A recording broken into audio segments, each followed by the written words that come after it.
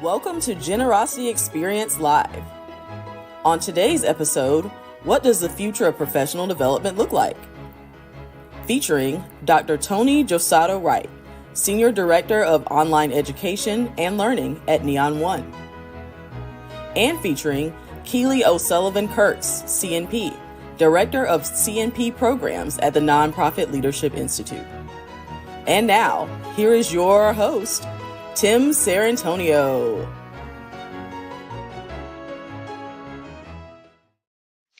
Welcome to Generosity Experience Live, your monthly deep dive into how technology and generosity intersect. I'm Tim Sarrantonio, your host.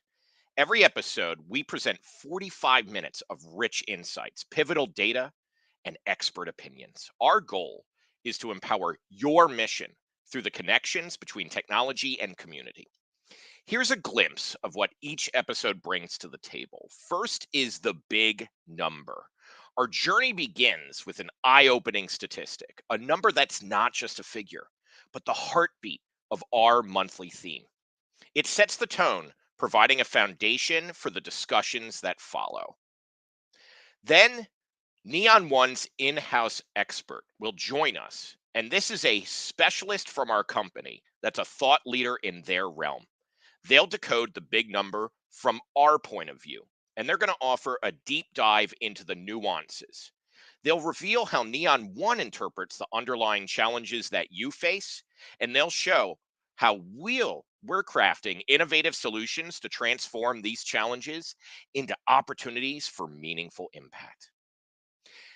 The outside-in perspective is where we bring an external guest, and innovation thrives on diversity. That's why we're thrilled to welcome an external expert to share their fresh, groundbreaking viewpoints. This segment's a melting pot of new ideas, strategies, and perspectives, broadening our understanding and enriching the conversation with their unique view of the world. Finally, we'll end with your call to action. We don't want to just talk. We want to support you to walk the walk yourself. This segment is your catalyst for change, translating insights into concrete steps you can take to make a tangible difference. Generosity Experience Live isn't just a show, it's a conversation, and your voice is integral. We're keenly tuned into your feedback, your questions, the challenges that you face, and the resources that you seek. Each 45-minute episode is a journey through the interplay of technology and generosity, building a community anchored in trust and driven by a shared vision of making a difference. We simply cannot do this show without you. While we have the material to discuss and the questions to ask during the episode, our hope is you, the live viewer, helps guide us through the discussion through your comments. Our production team is behind the scenes monitoring your comments on Facebook, YouTube, and LinkedIn, all of which will be shown on screen all throughout the show. If you have a question for me or our guests, or have insights of your own to share, please share them in the comments, and we'll be actively putting your voice on screen throughout the show. So get comfortable, join the conversation, and let me be your guide through the exploration of discovery and impact. Welcome to Generosity Experience Live.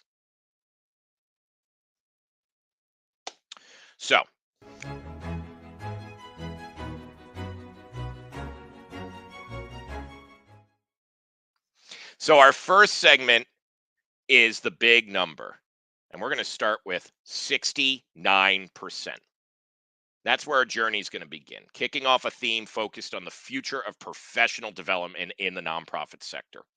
In 2023, Dickerson-Backer study called A Better Way, a national study of nonprofit leadership and fundraising in a rapidly changing world. 69% of non-CEOs don't know how to find new leaders when needed. And only 31% of nonprofit leaders have a plan for their successor. Staff turnover is rapidly becoming one of the most critical issues facing nonprofit organizations today.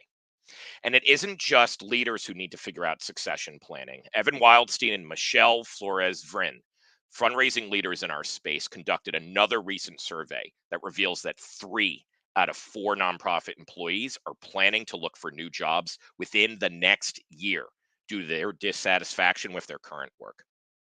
We have a retention crisis, not just of donors, but of nonprofit practitioners as well. There's been a long cited data point about the average tenure of a fundraiser being 18 months. Yet it's also important to note that when employees receive support, investment, and professional development, reaching a 5-year threshold means that they're likely to stay at the organization for a very long time. So, what's the root of the issue here? First, many nonprofits simply do not set their employees up for success. My mother actually sent me a job description for a VP of philanthropic services, whose primary duties included making face to face asks for gifts to help create new funds, add to pre existing funds, manage legacy gifts, provide fund holder services, as well as on messaging plans, publish and manage publications, participate in professional development programs, manage donor gatherings, and to boot, keep up to date on legislation relating to philanthropy. How much do you think the salary was for this? Let me pause here and see if anybody had any guesses. How much do you think it was? So we had a guess of 100,000, maybe 110,000 perhaps. Well, here's the thing.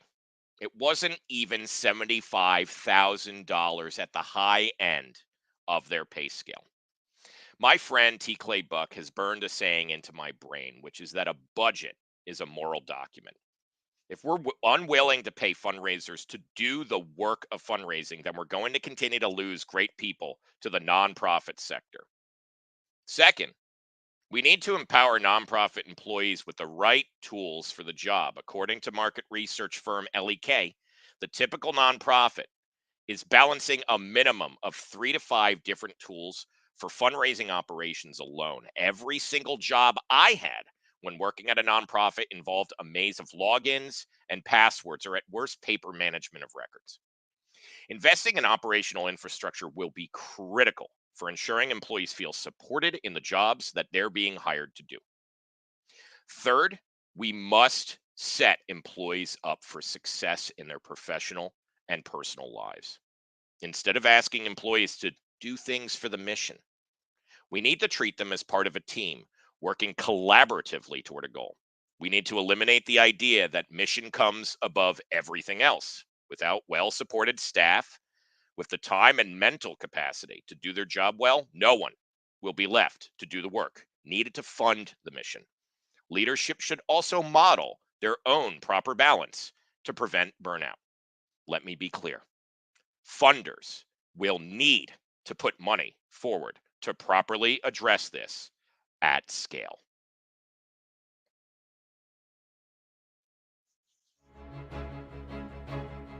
One viewer watching today's episode live will win a copy of Stillness is the Key by Ryan Holiday and a Sits by Tea Magic Tea Kit.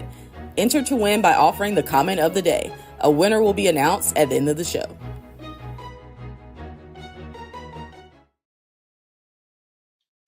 All right, to tackle the big number and break it down into a set of actions that a nonprofit can take, let's welcome as our first guest Dr. Toni Josato, Neon One Senior Director of Online Education and Learning.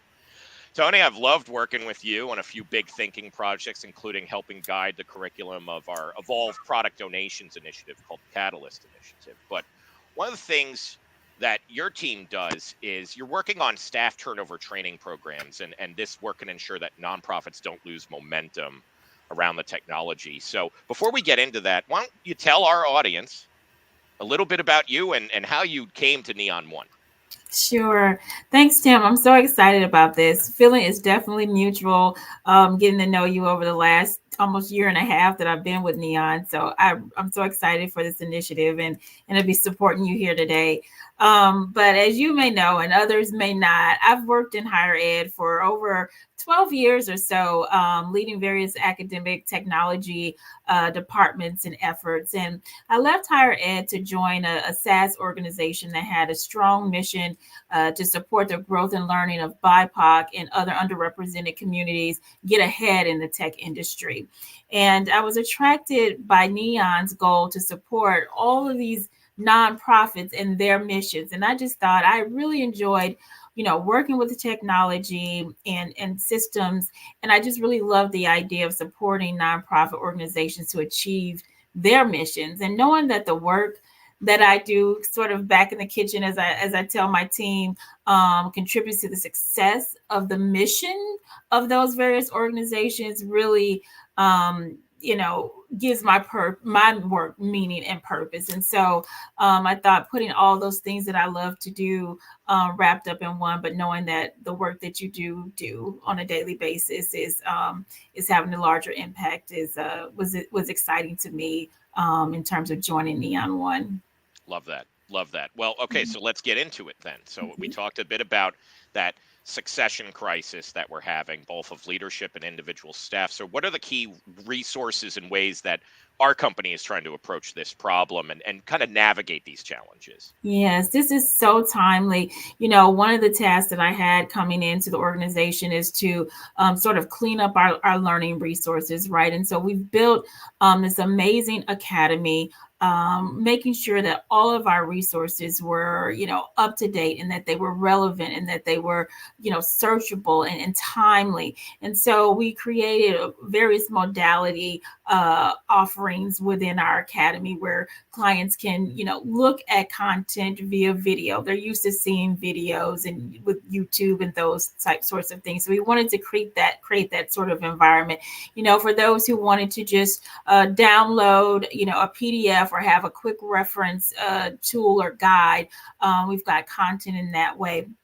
We've also included opportunities for our clients to engage with learning resources by practicing them. We have a lot of clients who may be tech averse and, not Yeah. really sure that they want to mess up their system, so to speak. So we allowed for learning in this way.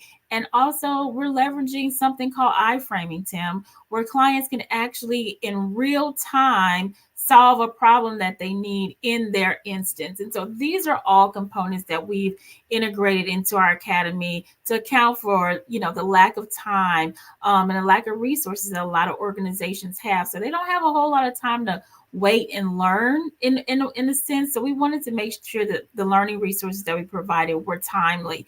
Not only did we enhance the academy and build various references there, but we're also working to improve by offering task based learning paths, which once again speaks to getting someone in the organization up to speed very quickly and over something that's very relevant for them at that time.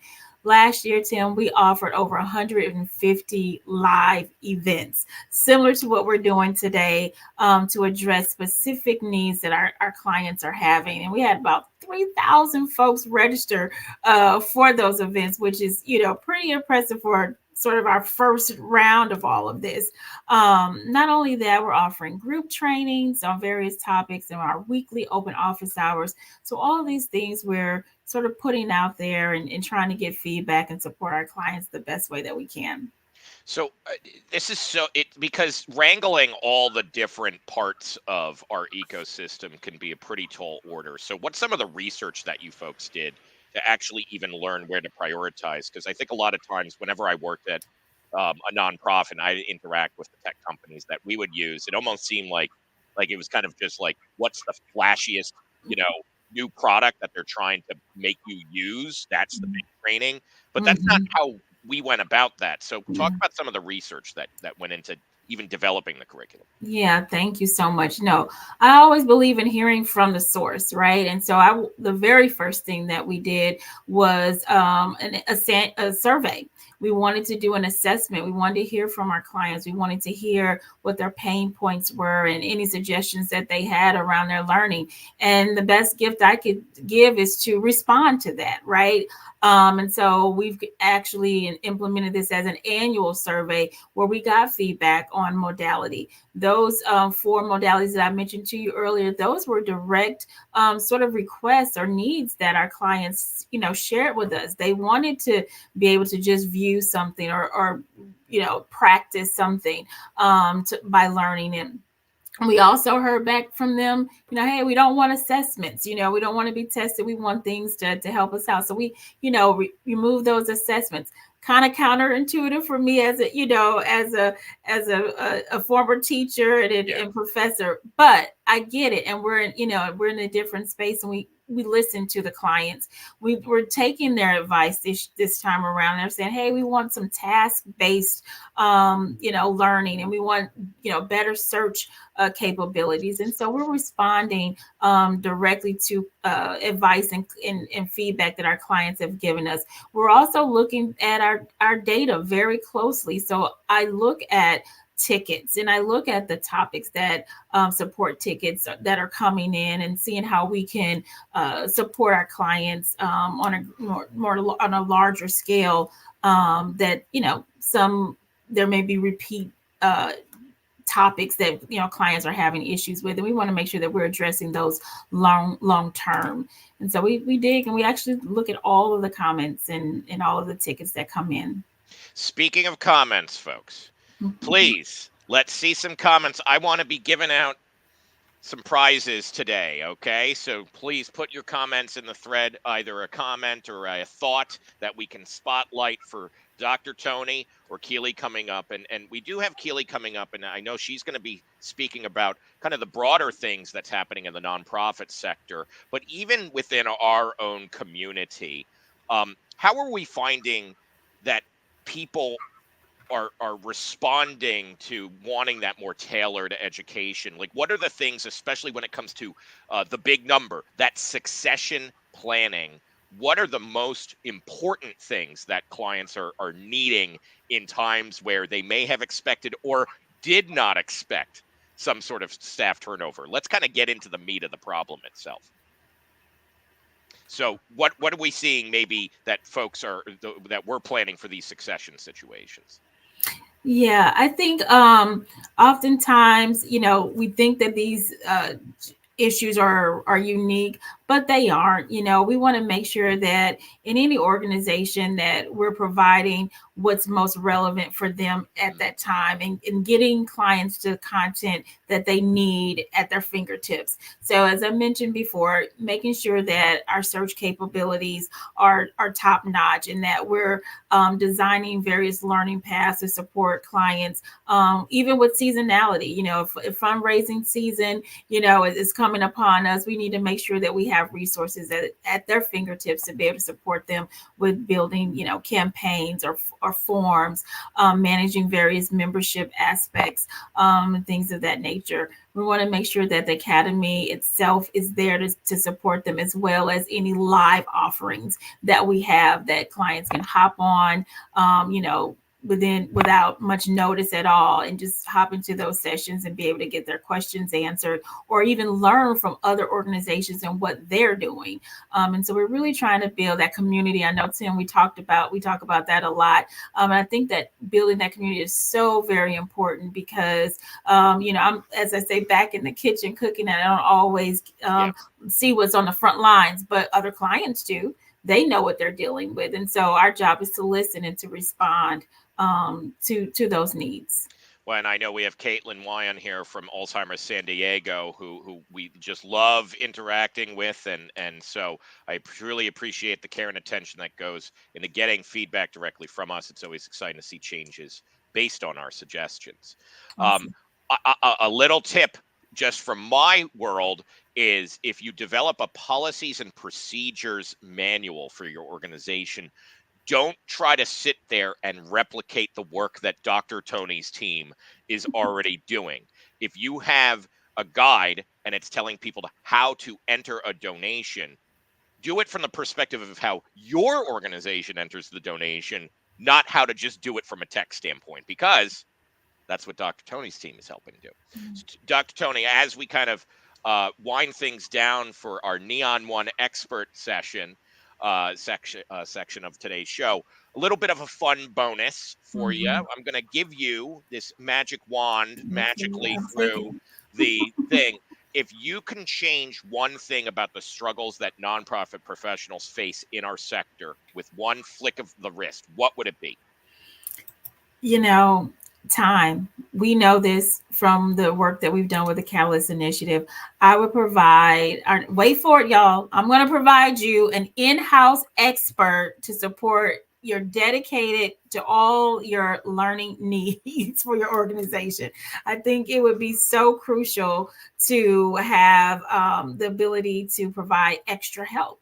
A lot of the organizations that we've talked about, that we've worked with, time is a big thing. And if we could provide in-house expertise to those organizations, I think it would go a tremendous way to be able to do that. I love that. What should we expect to kind of round things out? We got maybe about 2 minutes, right? So, is there anything that you want to make sure that people know about that's coming in the future to be on the lookout when it comes to professional education in our ecosystem? Absolutely. One of the things that we're going to be working on here this year, Tim, is expanding the learning resources available to our clients outside of our product. We know that there is a strong need for other things that are adjacent to running a nonprofit. And Neon One wants to be able to support our clients in those endeavors, whether it be HR related or general nonprofit management, bookkeeping, grant writing, those sorts of things. We want to support our clients holistically. And we know that there's so much more to running a nonprofit organization and taking care of these humongous, fabulous missions that everybody's working on than, just our CRM. We love our products. We want events. We want to be able to make sure that organizations are having successful fundraising campaigns, but we also recognize those other needs. And so I want folks to give me your suggestions. I'm in the middle of building curriculum and setting up curriculum as we speak. So I would love to hear you all's feedback and comments about what you need. And we want to be able to serve that need. So yes, put them in those comments. Comment now. We will pass them on, Dr. Toni. I want to thank you so much for being the guinea pig, in all honesty, in terms of the first part of our show.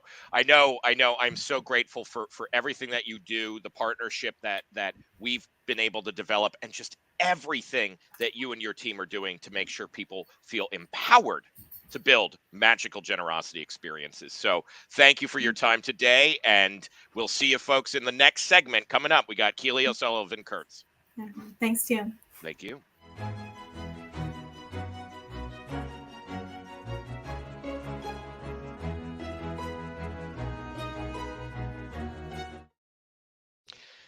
Keely O'Sullivan Kurtz of the Nonprofit Leadership Alliance has been dedicating herself positively to impacting the nonprofit sector by serving organizations in education, arts, healthcare. And I am excited to talk with her about the work that the Nonprofit Leadership Alliance, or NLA, is doing to address the succession crisis, as well as to give an overview of the upcoming Elevate conference that we are proud sponsors of and coordinators of. But Keely, welcome to Generosity Experience Live. How are you today? Tim, thanks for having me. I am glad to be here, and I'm having an excellent day. I really enjoyed the convo you had with Dr. Toni. Oh, thank you. Thank you. Well, we've been working with and have loved and celebrated the work of the Nonprofit Leadership Alliance for several years now. But you folks have gone through, just like all of us when it comes to education, an evolution. Right. So for folks who don't know, what is NLA and what is the work that you are doing over there? Totally. So simply put, we are nonprofit professionals helping other nonprofit professionals.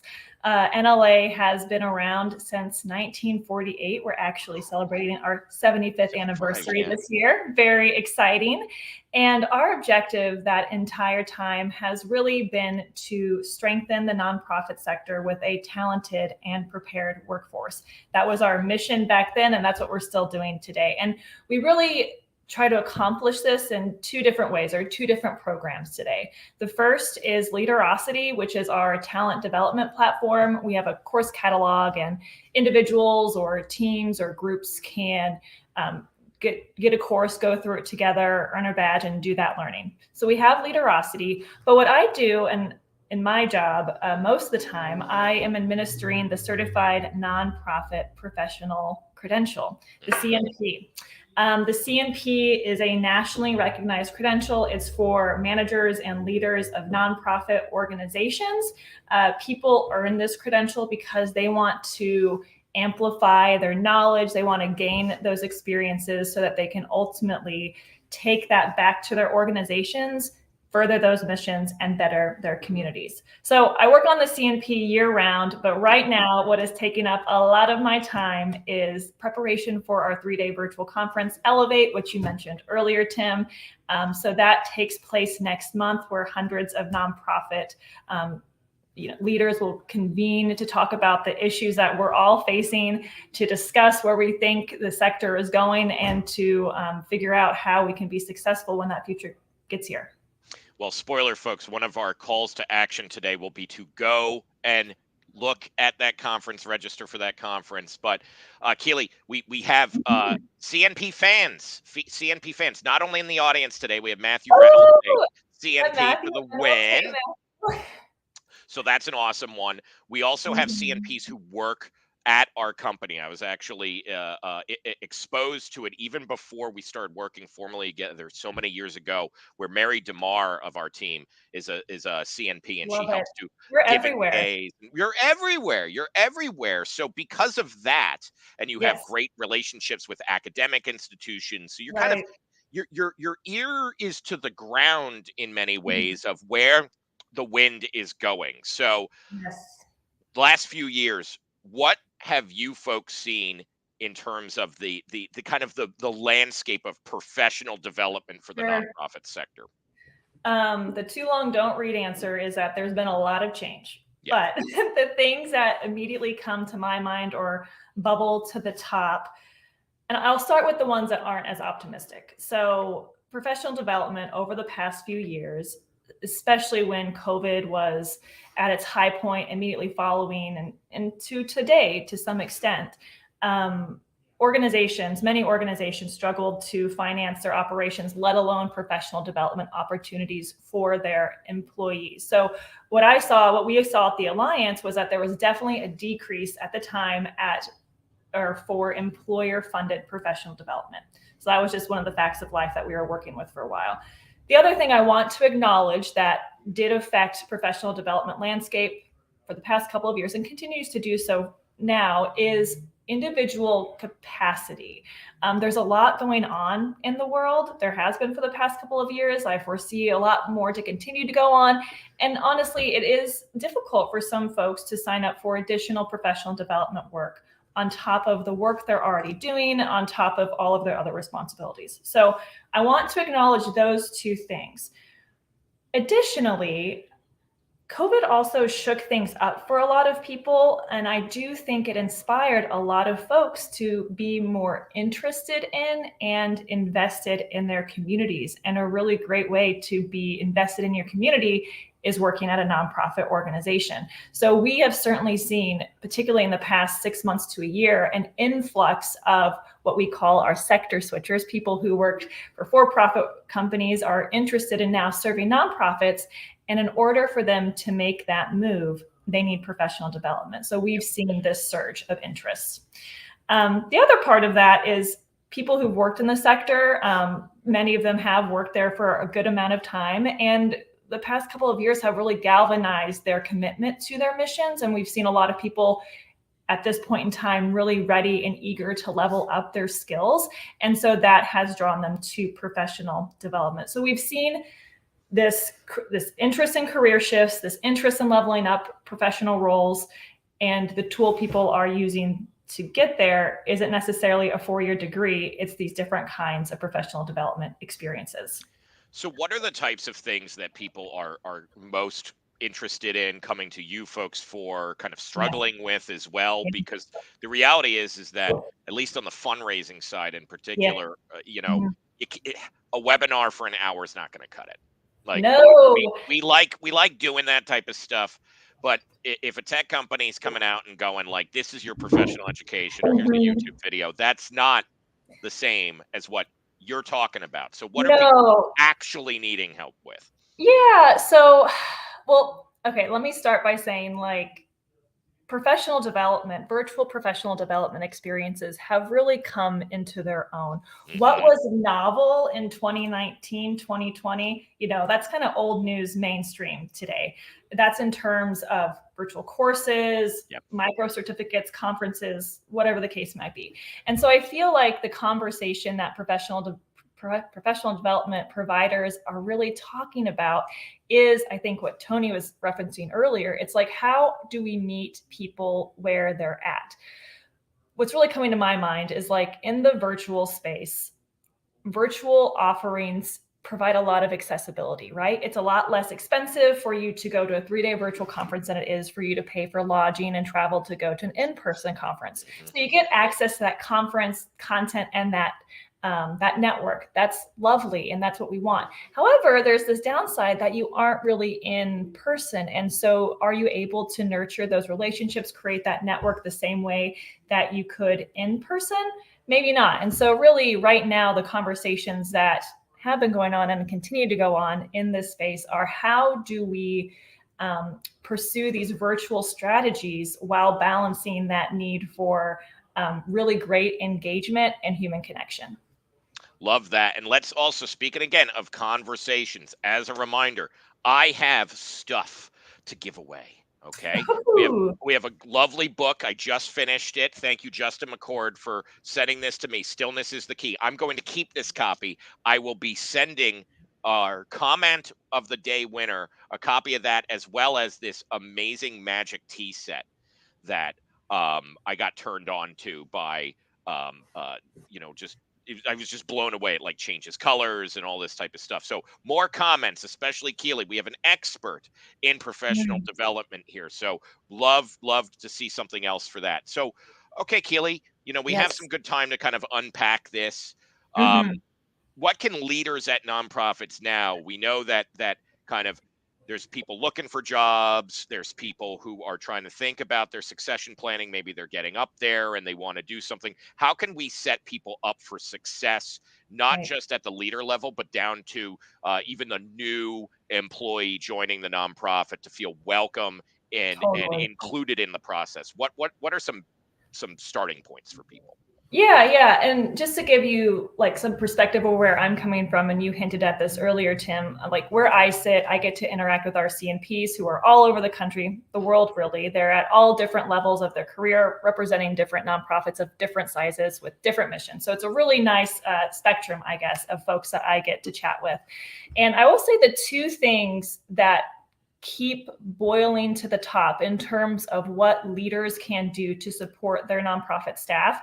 And I don't think these are especially new, but I think we need to recommit ourselves to these things. It's an ongoing battle. The first one is leaders need to listen to what their staff wants. And this oftentimes means flexibility and on a case-by-case basis for that particular staff member. If you are a nonprofit and you cannot immediately provide competitive salary, or maybe you can, you still need to have those conversations with your staff members and think about the tangible ways that you can improve that staff member's experience on your staff.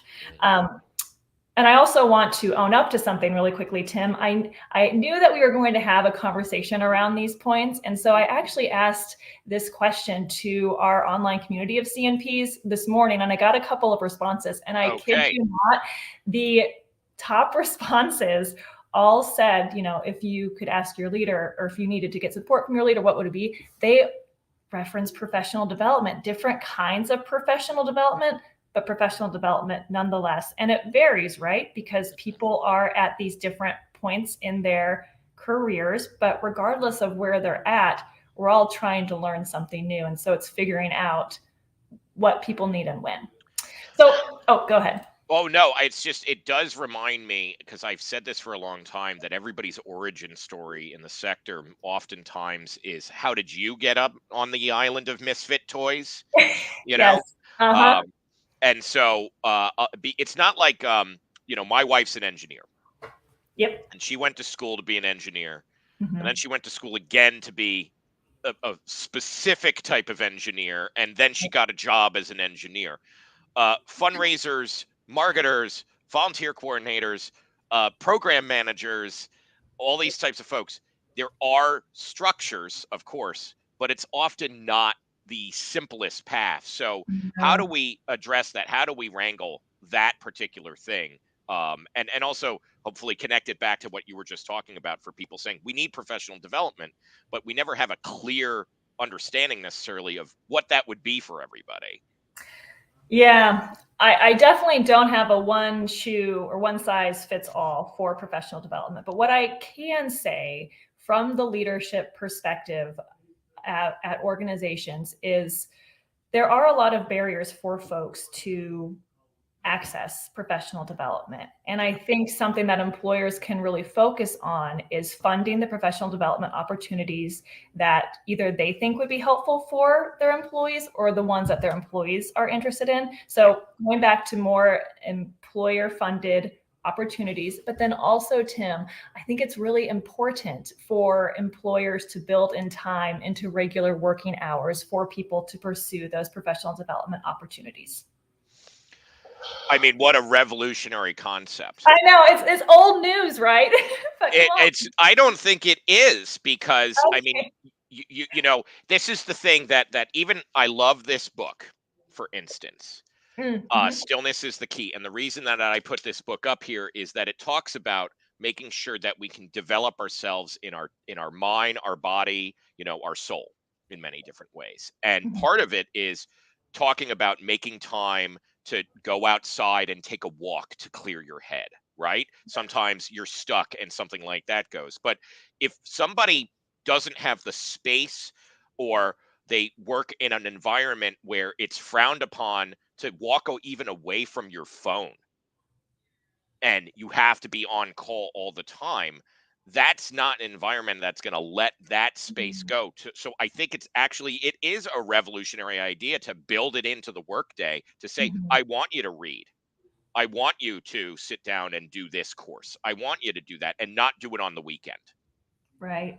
So how can we kind of, I got two last questions as we round things up. Okay. Yes. So, okay, how is something like Elevate? Let's talk about Elevate. Yeah. Okay. Tell folks about Elevate and its role in professional development, and why it's worthy of something that people should be excited about. And tell us a bit about the event. Yeah. So Elevate 2024 takes place February 27th through the 29th, 3-day virtual conference. We have 3 different tracks of content. The way we chose our tracks is, 1, we polled our membership, and then 2, we had a volunteer committee look through that data and really help us hone in on those tracks of content that are important to everyone in the nonprofit sector. So those things are like putting people first. I think that's a theme that's kind of been echoing throughout our conversations today. These are the people who make missions happen, and you have to focus on the needs of your employees, whether that's looking at generational differences. We have a session on courting Gen Z. What does that mean today? So we're talking about putting people first. We're talking about building strong organizations. I can't tell you, Tim, how many people are wanting more content today about how to strategic plan for the future. And that ties perfectly into what you're talking about, succession planning, right? Like, our world was tossed up. We're now kind of settled. How do we move forward? And then last, but certainly not least, we're having a track on fundraising, AI, and beyond. And spoiler, I do believe you'll be joining us for one of those sessions. So, that'll be a lot of fun. So Elevate takes place next month. I think another thing I want to highlight as it relates to professional development and putting content online in formats that are more accessible to folks. What we do at Elevate is we have a mix of all of our breakout sessions. They're on demand. So while we have an agenda, people can literally log in when their schedule allows to access that on-demand content. So I think that's part A for folks who's really into that asynchronous kind of model. Additionally, we tie the networking, the groupthink, all of that together with having live sessions like Tim's panel will be at Elevate. If folks can't make those live sessions, we of course record them and make them available like every other webinar. But something else that we do at Elevate is we make the conference's content available to folks for a month after. Yep. So you're able to there's too much content for you to digest it in the 3 days. And so what happens is we'll have people up for a month going in there, reviewing the content and having ongoing discussions on those discussion boards. So I feel like I rambled for a bit, Tim, and my main takeaway is that Elevate brings a lot of content to folks in a lot of different ways, and we try to make it flexible to your schedules and what you need. So to wrap things up, I'm going to give folks a little generosity challenge. So, Keely, for people who want to take actions, okay, where can they learn more about the work that Nonprofit Leadership Alliance is doing? That's the generosity challenge that I have for folks. Is there's a resource-rich website and series of resources that people can do. Where are we sending people? Just go to nla1.org. nla1.org. Head over there. You will see a lot of our free resources. You'll get access to Elevate to see what that's all about. So head on over there. Awesome. Keely, I'm so grateful for the time that you gave us today. And I know we're going to be, working together a lot more. I'm excited to join Elevate next month on that panel. And any final words for our audience today before we sign off on this segment today? Just that I was happy to be here and I look forward to connecting down the road. Awesome. Thanks for joining us for our first episode of Generosity Experience Live. Folks, we're going to be back just very shortly to wrap things up. One viewer watching today's episode live will win a copy of Stillness is the Key by Ryan Holiday and a Sits by Tea Magic Tea Kit. Enter to win by offering the comment of the day. A winner will be announced at the end of the show.